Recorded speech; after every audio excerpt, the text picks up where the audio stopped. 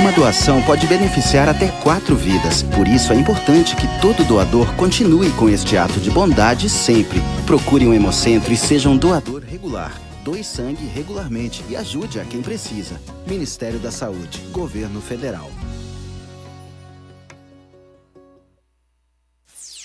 Rádio Unaerp.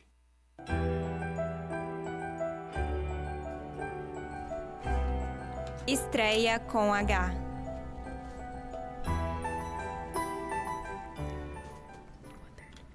Boa tarde, ouvintes. Estamos começando mais um Estreia com H aqui na Rádio Unaerp, sua melhor fonte sobre a história do entretenimento mundial. Participam do programa dessa segunda-feira, dia 11 de junho de 2018, Laís Garcia e Laone Meira. E vamos aos destaques. No programa de hoje, iremos falar sobre Harry Potter e as Crônicas de Nárnia e apresentar algumas curiosidades e fatos interessantes sobre essas duas sagas tão conhecidas no mundo todo. Bom, As Crônicas de Nárnia é uma série completa por 7 livros de fantasia, escritos separadamente por C.S. Lewis entre 1949 e 1954. Ganhou adaptação para o cinema em 2005 com o filme O Leão, a Feiticeira e o Guarda-Roupa. Desde então foram lançados 2 outros filmes da série, As Crônicas de Nárnia, Príncipe Caspian e As Crônicas de Nárnia, A Viagem do Peregrino da Alvorada. E as histórias das crônicas mostram as aventuras e as desventuras dos personagens, e sua maior parte crianças no mundo fantástico de Nárnia, onde existe magia, animais falam e há guerras entre os seres do bem e do mal. O autor escreveu primeiramente O Leão, a Feiticeira e o Guarda-Roupa, sem ter a intenção de continuar com a história. Quando ele decidiu então continuá-la, resolveu resgatar um pouco da história que não foi contada no primeiro livro, através do que se seguiam. Por isso, a ordem de publicação não segue uma ordem cronológica. Não existe uma ordem oficial para ler os livros, já que um complementa o outro com informações que vão dando sentido à história como um todo. Existem várias sequências que as pessoas seguem, depende muito. Os fãs gostam de seguir pela forma como foi escrito, pela sequência em que foi lançado os livros. Agora, o autor, ele diz para as pessoas lerem na sequência da cronologia dos fatos, ou seja, a cronologia que acompanha os anos em que os eventos nos livros se sucedem. Começando por O Sobrinho do Mago, onde a história acontece na Inglaterra vitoriana, as crianças Diggory, Kirk e Polly descobrem por acaso anéis mágicos do tio de Diggory. Os anéis são passaporte para outros mundos, e com eles as crianças vão parar em Charn, terra à beira da extinção e lar da feiticeira branca. Por acidente, as crianças levam a bruxa primeiro para a Inglaterra e em seguida para um lugar onde um leão, chamado Aslan, está criando um mundo novo, Nárnia. E aí é onde tudo começa. Esse é o primeiro livro que o autor fala para você começar lendo, porque se você olhar a época em que acontece cada um dos livros, esse é o mais antigo, é onde a história realmente começa. E a maioria das pessoas, assim, não conhecem o sobrinho do mago, mas ele é muito importante para entender, assim, a sequência da história, porque é ali que você vai entender... De onde veio o guarda-roupa do livro que virou filme, né? De onde veio o guarda-roupa, de onde veio Nárnia, né? As pessoas conhecem mais o Leão, a Feiticeira e o Guarda-Roupa, que a gente vai falar agora. Mas o Sobrinho do Mago também é muito importante para você entender o resto da história. Então, o Leão, a Feiticeira e o Guarda-Roupa, que se passa durante a Segunda Guerra Mundial. Os irmãos Pedro, Susana, Edmundo e Lúcia vão para uma casa no interior da Inglaterra. E a casa é de Diggory Kirk, agora um respeitado professor, que possui um armário que serve de portal para Nárnia. As crianças descobrem a passagem mágica, só que agora Nárnia é governada pela feiticeira branca, que decretou um inverno eterno, e para piorar, sequestra Edmundo. A esperança é que Aslan volte e coloque ordem na casa.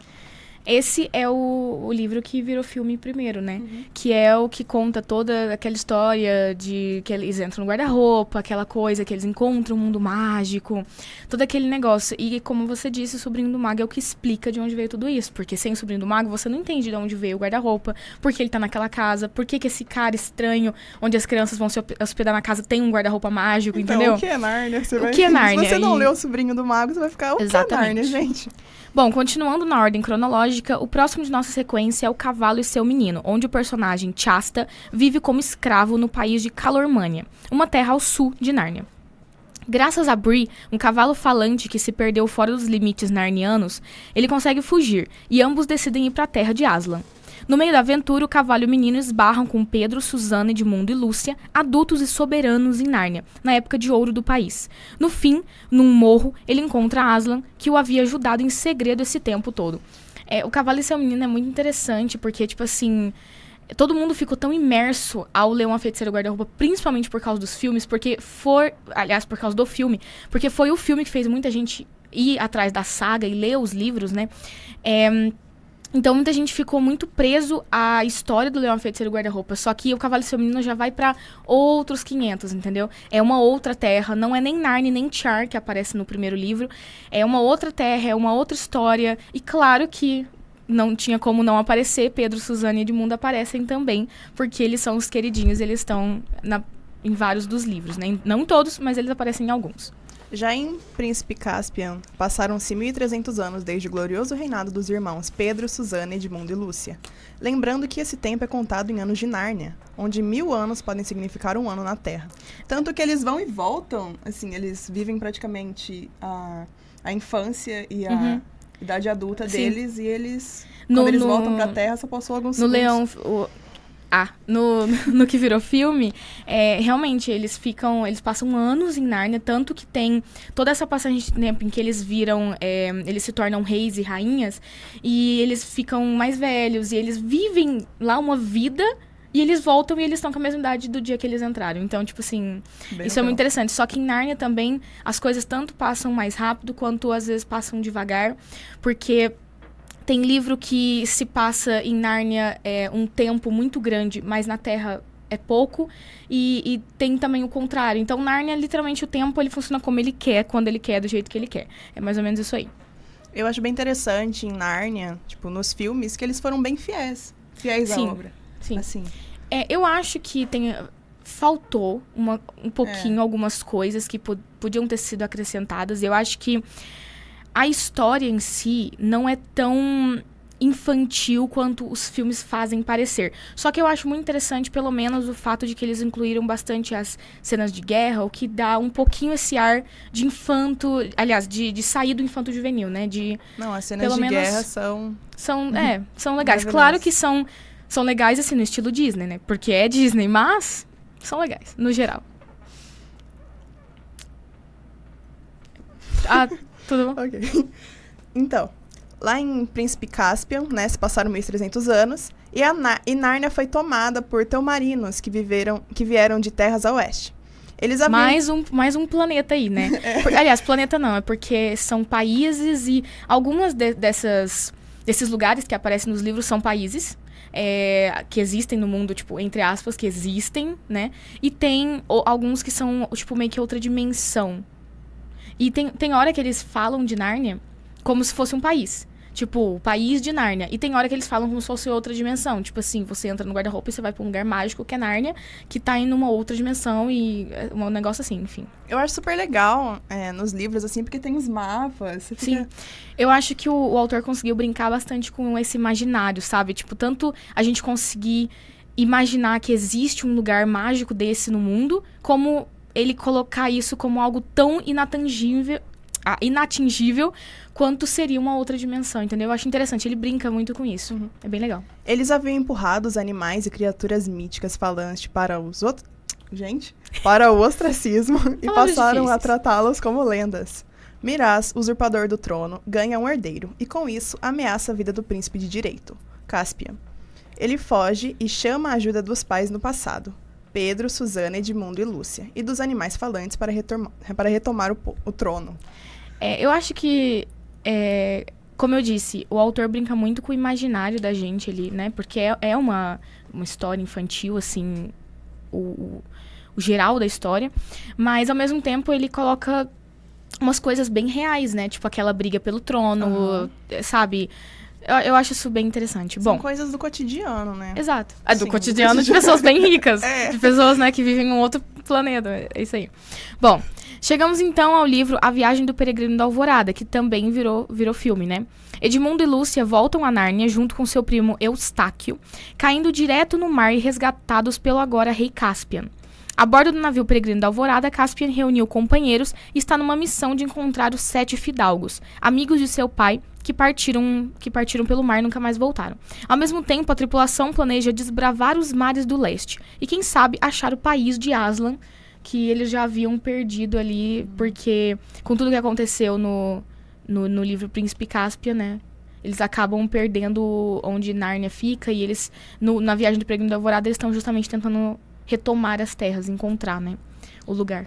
Em Cadeira de Prata, próximo na cronologia, Eustáquio e Jim Polly são chamados por Aslan em pessoa para achar o príncipe Hilian, filho do já idoso e à beira da morte, rei Caspian. Então aí você já vê que passou bastante tempo, porque o Eustáquio, ele era um adolescente quando ele estava no Viagem do Peregrino da Alvorada e o príncipe Caspian era um adulto. Então no próximo seguinte o príncipe Caspian já é um idoso e ele ainda e o Eustáquio ainda é um, né? Ele tá ali entre adolescente e adulto, então já passamos mais umas décadas aí. E o rapaz foi raptado por gente das terras ao norte de Nárnia, habitada por gigantes. Outra terra. Vamos recapitular. Terra. Mais uma aí. Acabam por descobrir que o príncipe foi sequestrado e hipnotizado pela feiticeira verde, que mora num submundo e planeja, através do próprio Rilian, tomar Nárnia. Como eu disse, é aquela briga pelo trono.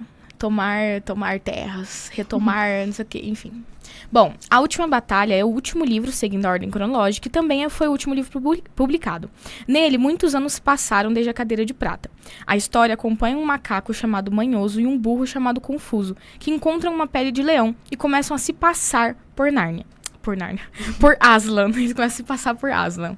Ganancioso, o macaco faz uma aliança com os Calormanos, daquela terra que a gente já citou antes, que ganham a chance de conquistar Nárnia. O rei Tirian, descendente de Caspian, todo mundo tem o mesmo nome, né? É Caspian, Tirian, Hilian, só vai. Enfim, o rei Tirian, descendente de Caspian, os combate, mas seu exército não é suficiente contra os inimigos.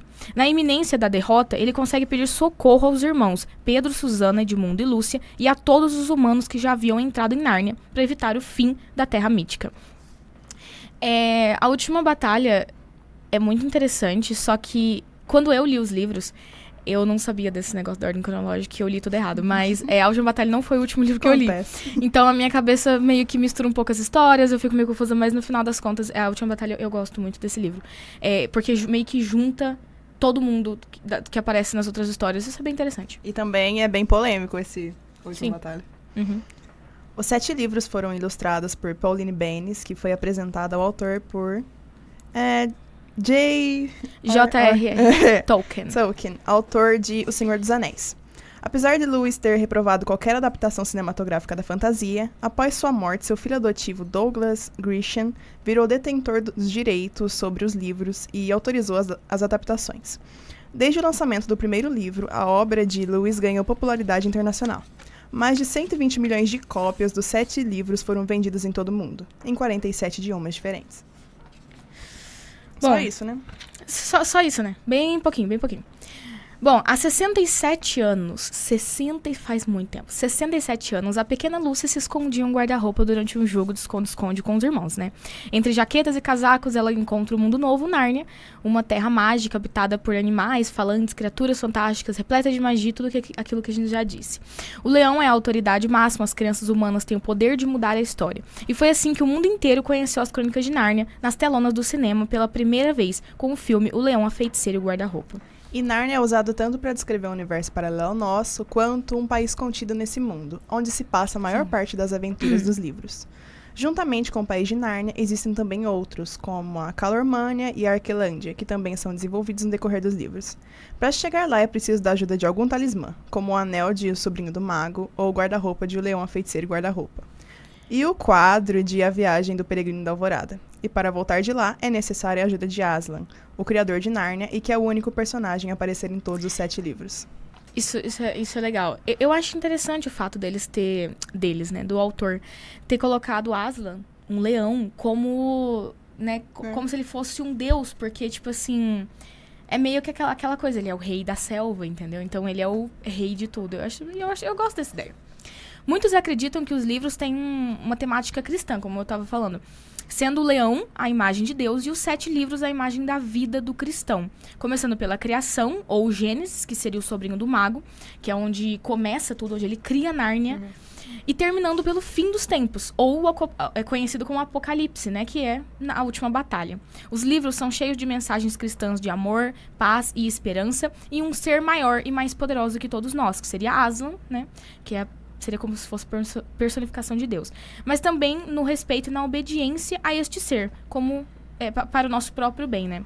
Eu acho bem interessante essa teoria que os fãs criaram, porque o C.S. Lewis, ele era cristão, ele nunca chegou a dizer que os livros eram sobre isso, mas eu acho interessante essa teoria. Eu também acho.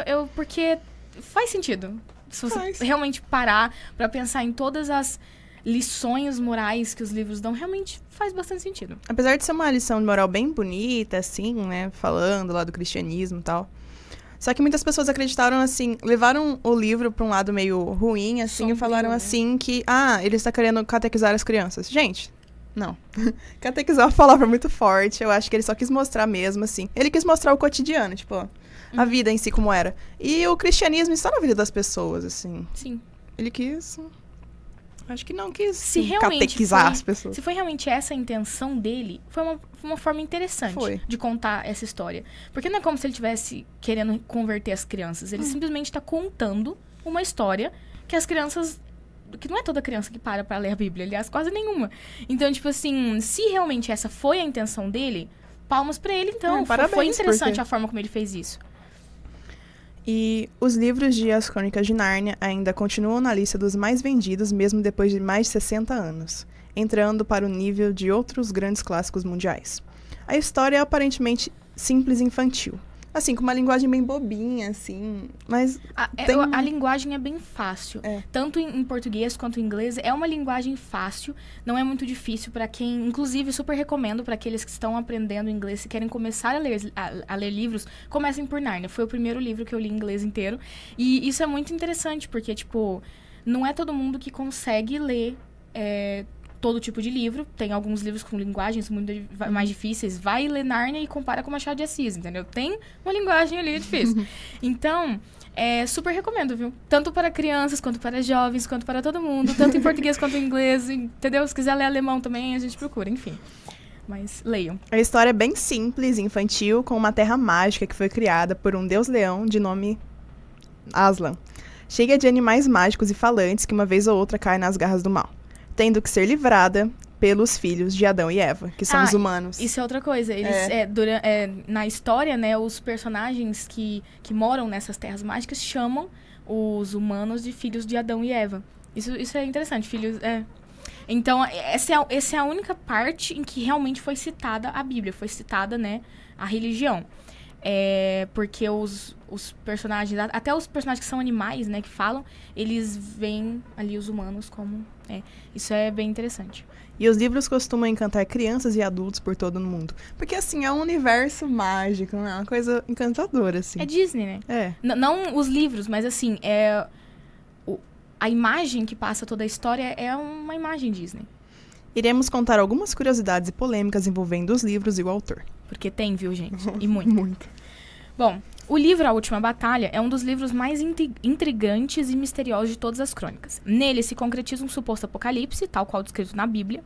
Nesse livro, Aslan destrói Nárnia que conhecemos, pois esta seria apenas um reflexo da Nárnia verdadeira.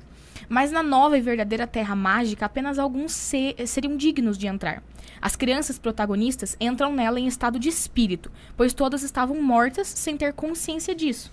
Aqueles que adoravam um deus falso, que é o Tesh, são condenados e carregados por ele para a perdição.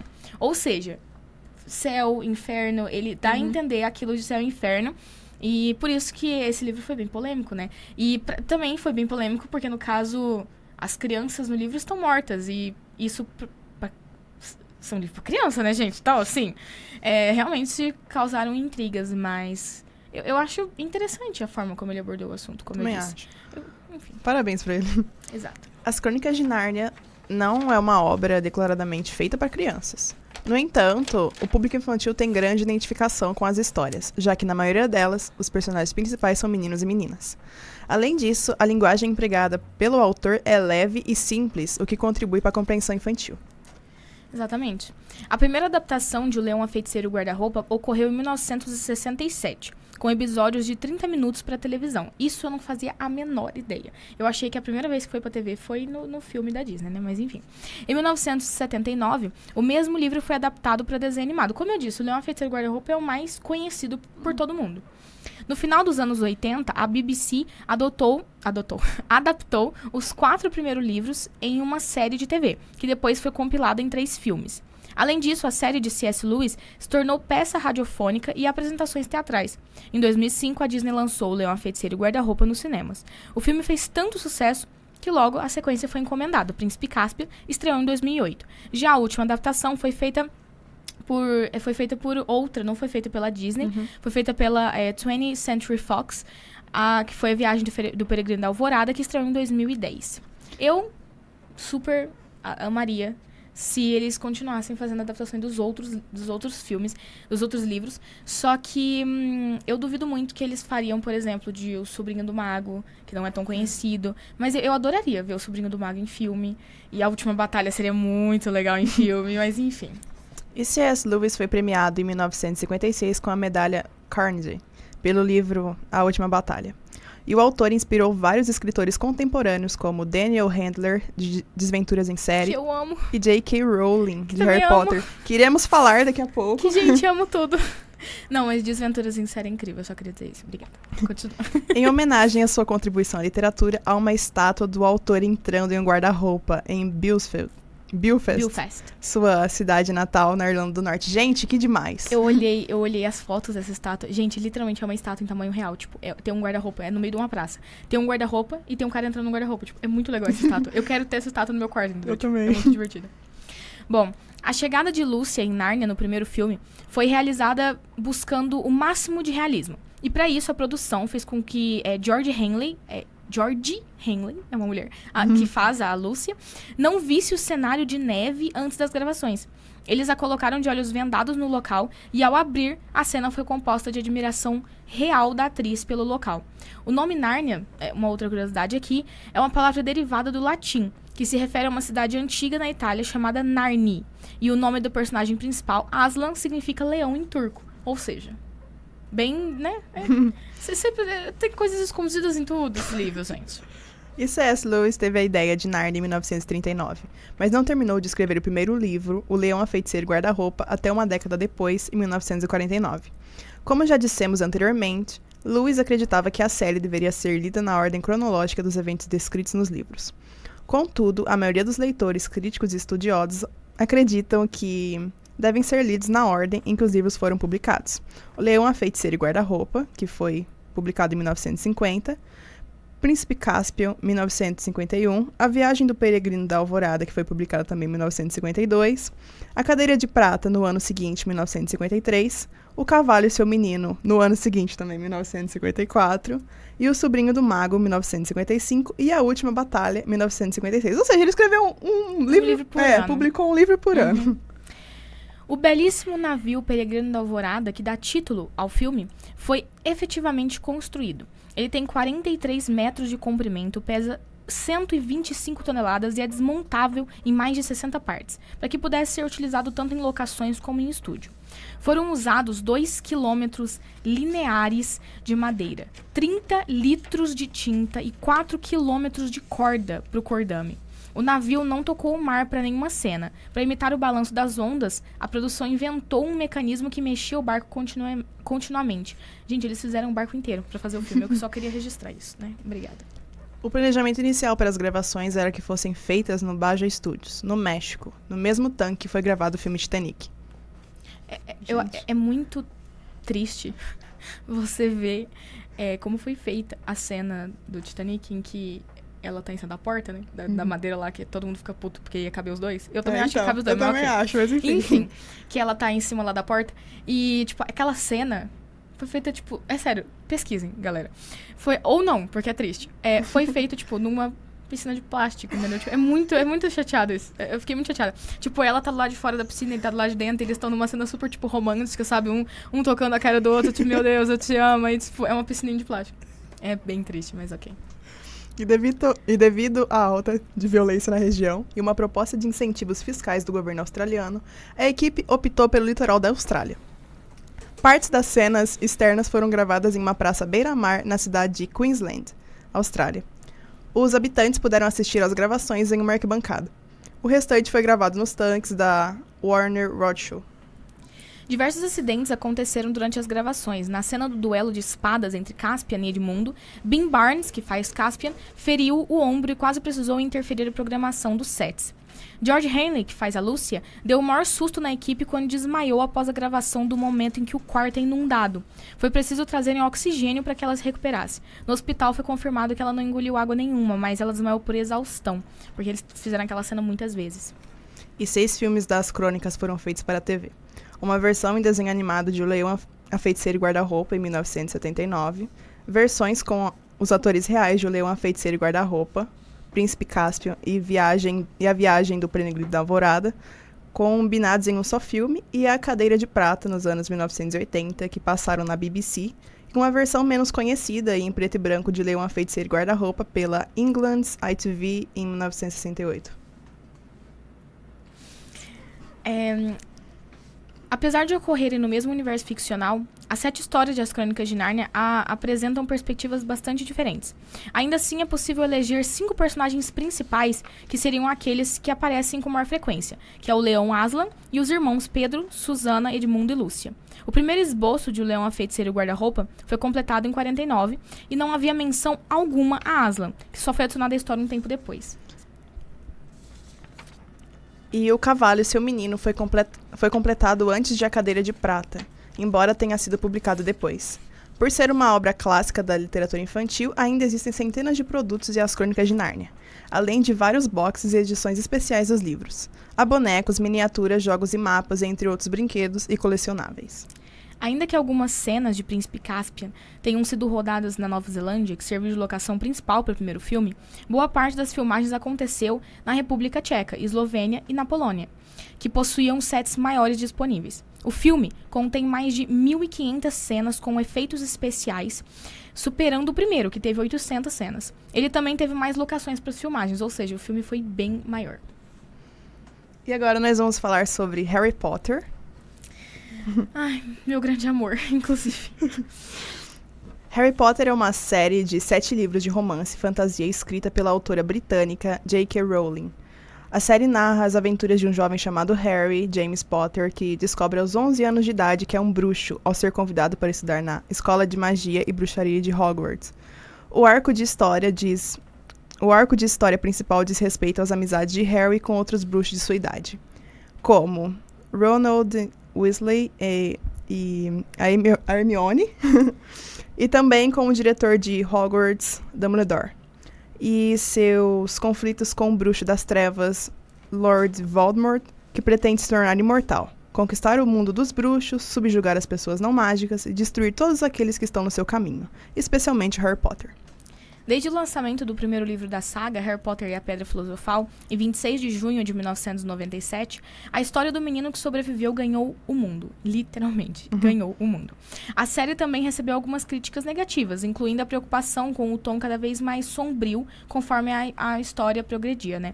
Até março de 2015, já haviam sido vendidas 450 milhões de cópias em todo o mundo, tornando a série o best-seller da história, sendo traduzido para 73 idiomas.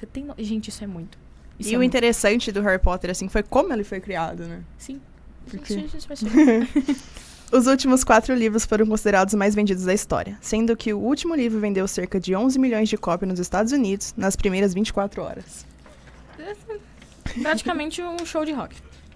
A série abrange vários gêneros, como fantasia, vida escolar e passagem entre a infância e a juventude, sendo que a história tem muitos significados e referências culturais. De acordo com a autora, o tema principal é a morte.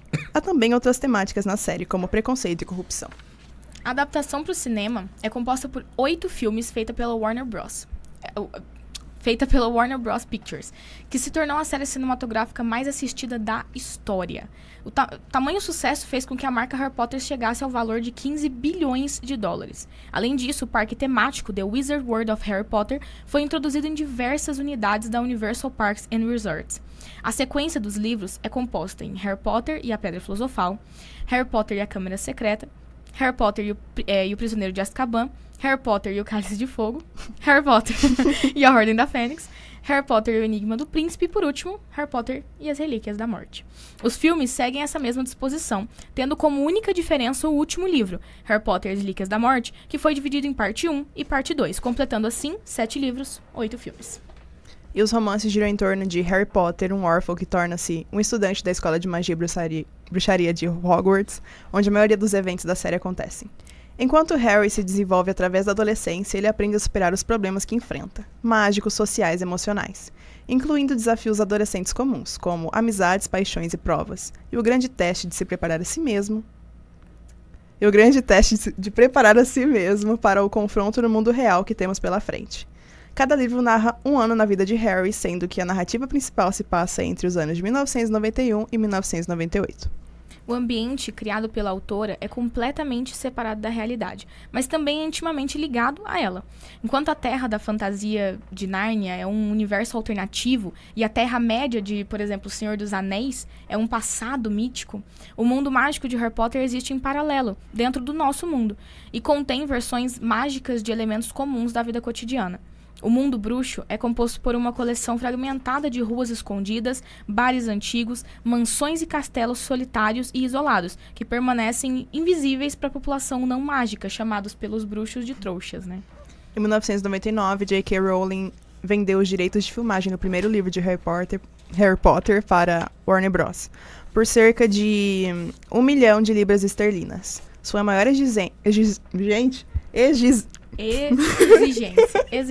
Tá difícil. Ao assinar o contrato, foi que o elenco principal permanecesse estritamente britânico. Ou seja, ela recusou um monte de gente lá, porque não era britânica. Ela queria todo mundo britânico. Exato. Em 2000, os atores desconhecidos Daniel Radcliffe, Emma Watson e Rupert Grint foram selecionados para interpretar os papéis de Harry Potter, Hermione e Ron Weasley, respectivamente.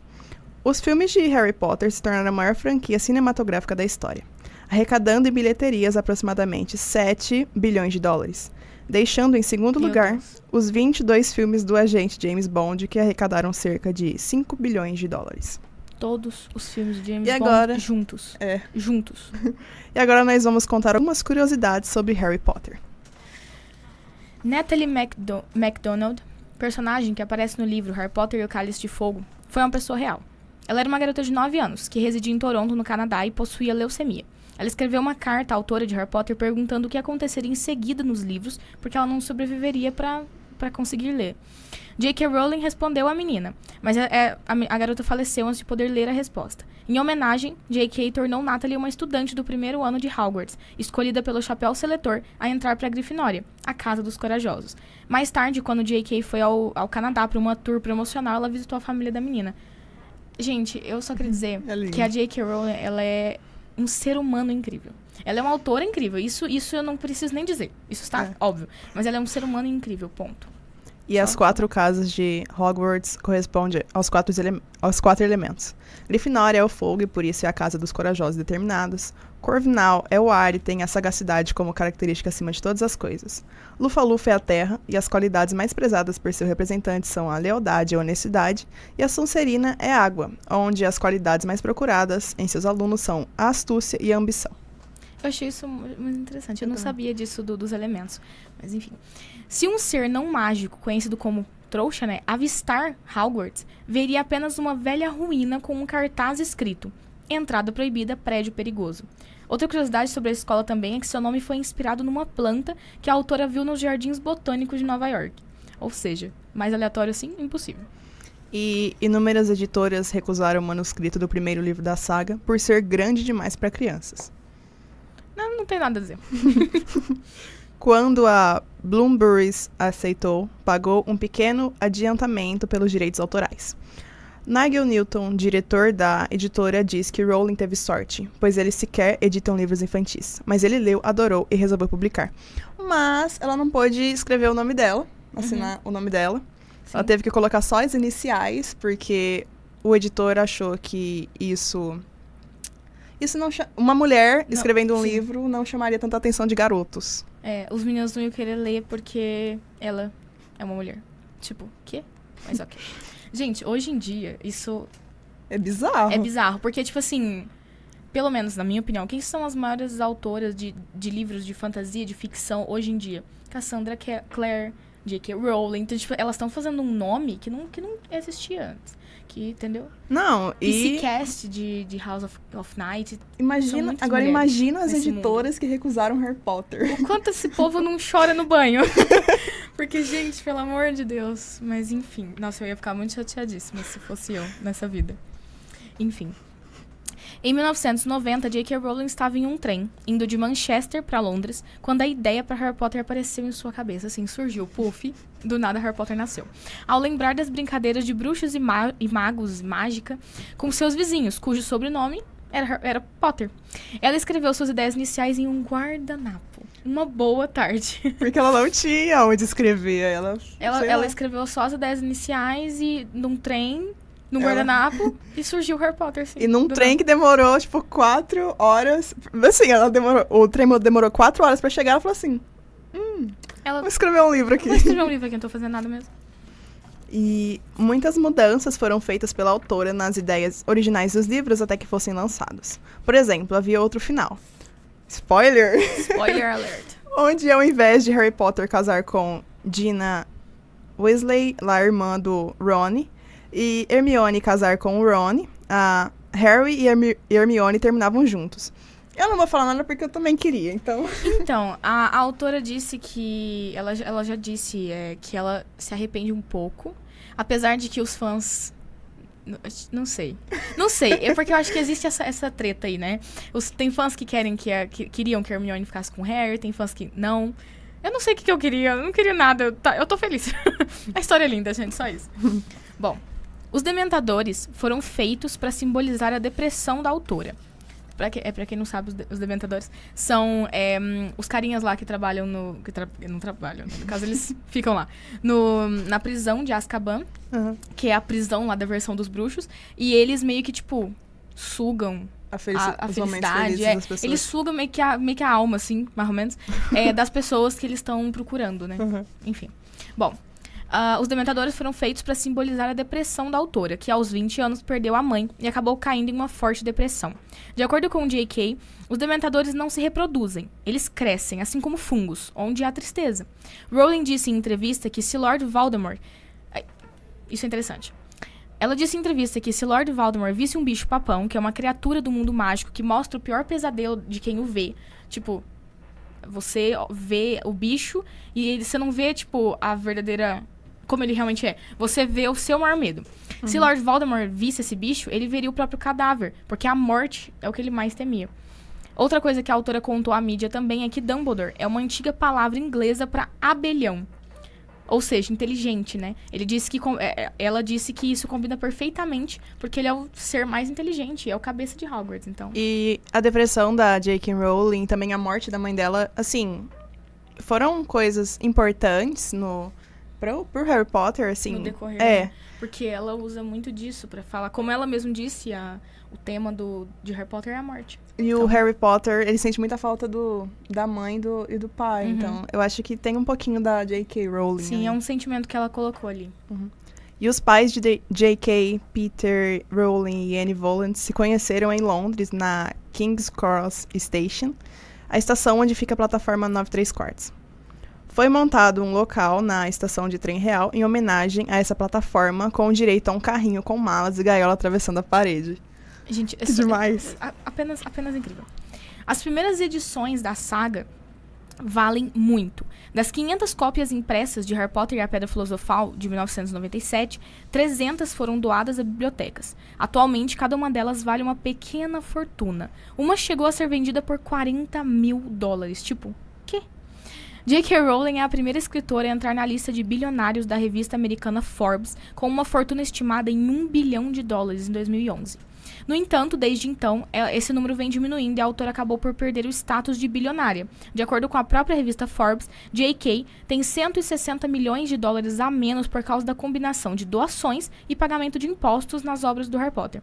Quando perguntada sobre o assunto, J.K. disse: "Você tem uma responsabilidade moral quando lhe é dado mais do que você precisa. Faça as coisas sabiamente e distribua com inteligência." Ou seja, ela foi a primeira escritora a ser considerada uma bilionária apenas por escrever livros, só que ela perdeu o status porque ela doou. Gente, eu falei que essa mulher é um ser humano incrível, gente. Pelo amor de Deus. E o Daniel Radcliffe, o autor que interpretou o Harry Potter em todos os filmes, quebrou mais de 80 varinhas durante as gravações porque gostava de usá-la como baquetas. Gente, Tá. tudo bom. Foram construídos mais de 588 cenários para os 8 filmes. Alguns ainda estão de pé até hoje, outros foram usados por pouquíssimo tempo. Existem mais de 1000 garrafas na sala de poções, todas rotuladas, até as pequenas e não visíveis nas cenas do filme. Na Inglaterra tem meio que... É um museu, eu acho que é tipo um museu. Que é tipo onde foram gravadas algumas cenas e tal. Então tem tipo assim, tem aquele ônibus de andar, né? Aquele ônibus bem grande, o Knight, eu acho, não sei. Tem várias, tipo, tem todas as coisas. Tem a parte da sala, da toca, tem umas coisas bem interessantes. Então, tipo assim, muitos cenários viraram partes desse museu. Isso é bem legal. Originalmente, nas gravações de Harry Potter e a Pedra Filosofal, foram usadas velas de verdade suspensas por fios no grande salão. Apenas depois que foram substituídas por computação gráfica, o que ficou incrível. Então, ainda bem que eles fizeram isso. O cenário não era conhecido por Daniel Radcliffe, Rupert Grint e Emma Watson até a gravação da cena do sorteio. E, de novo, voltamos para a mesma história de Nárnia, né? Voltamos para a surpresa real, o que eu acho bem legal eles fazerem isso, porque torna toda a coisa mais interessante. Bom, então as caras de surpresa que eles fizeram ao entrar realmente é real, né? Para as cenas nas escadarias de Hogwarts, foi construída somente uma escada. As outras foram multiplicadas através de computação gráfica. Outra curiosidade sobre os cenários é que muitos dos retratos nas paredes da escola de magia foram baseados no elenco e na equipe que gravou as filmagens, que gravou ali, né? Que trabalhou. Então, tipo assim, se você realmente prestar bastante atenção nos quadros que tem em volta das escadarias e de todos os lugares em Hogwarts, em geral, tem imagem do diretor, tem imagem do produtor, Aí você tá passando lá e você fala, É bem interessante. E agora vamos falar sobre alguns fatos interessantes sobre os objetos usados nos filmes. A espada de Grifinória era real e foi comprada em um leilão. O ônibus Knight era tão estável que 4 toneladas de peso foram colocadas na base para que ele não tombasse. E todas as poções que foram ingeridas pelos personagens durante as gravações eram sopa. A grande maioria dos livros da sala de Dumbledore eram listas telefônicas encapadas e cobertas de pó. E ainda bem que ninguém lá no set de gravação tinha rinite, né? Porque... Pelo amor de Deus. Porque, gente... E 210 mil moedas foram criadas para a cena do banco Gringotts em Harry Potter e as Relíquias da Morte, parte 2. Eles criavam tudo muito perfeito. Até as coisas que não aparecem pra gente, eles faziam, sabe? Tipo assim, é uma coisa incrível. O trabalho que o pessoal que trabalhou ali atrás das câmeras fez, eu acho uma coisa incrível. Os detalhes, os pequenos detalhes das roupas. Pra quem vai no museu, lá tem as roupas.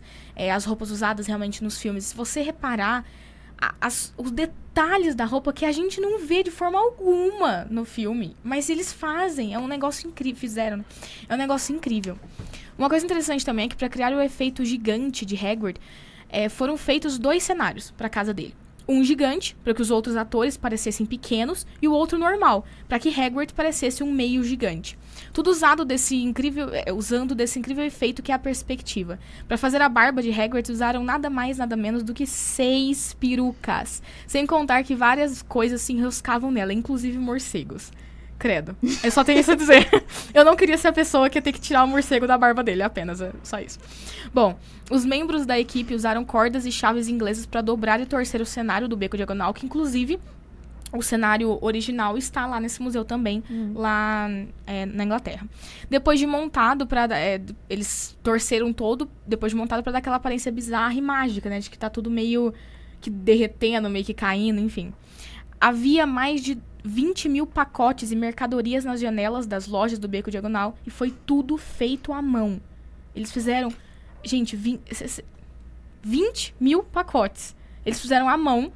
E tem coisa, a maior parte das coisas a gente não vê, a gente não repara, a gente nem tá sabendo que tá ali. E tá ali, entendeu? É uma coisa incrível. E todas as tomadas externas de Hogwarts foram feitas usando uma maquete que demorou 7 meses pra ser feita por 40 pessoas. E uma coisa incrível é que, assim, eu achava que essa maquete era, tipo assim, um negócio... Sei lá, eu achava que era o tamanho de uma mesa. Porque, tipo, é o que você... Quando alguém fala maquete, você imagina.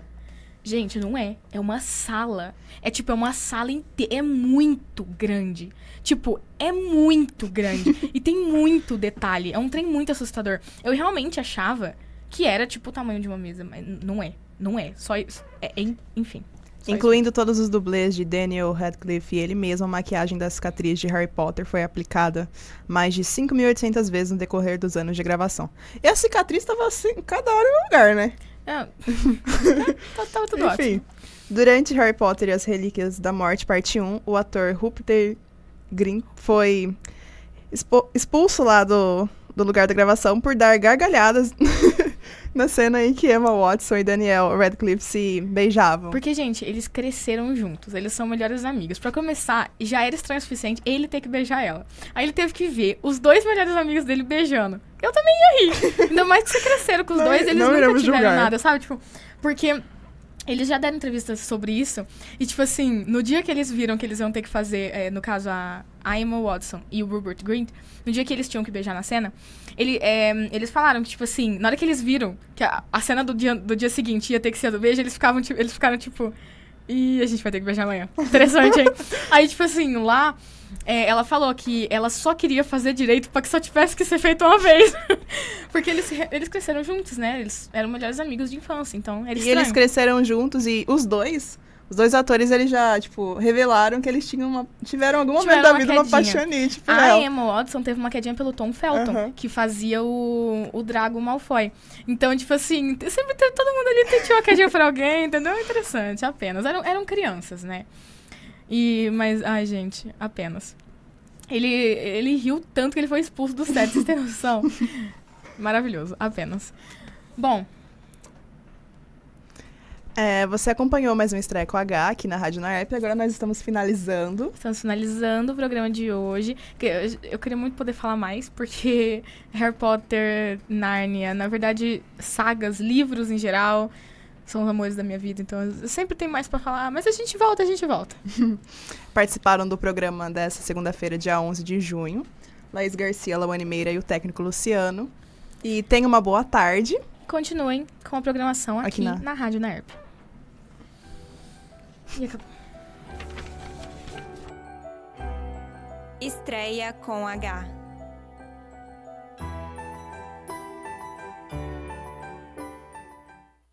Você ouve Rádio UNAERP. Uma mãe reconhece na outra as noites mal dormidas, as histórias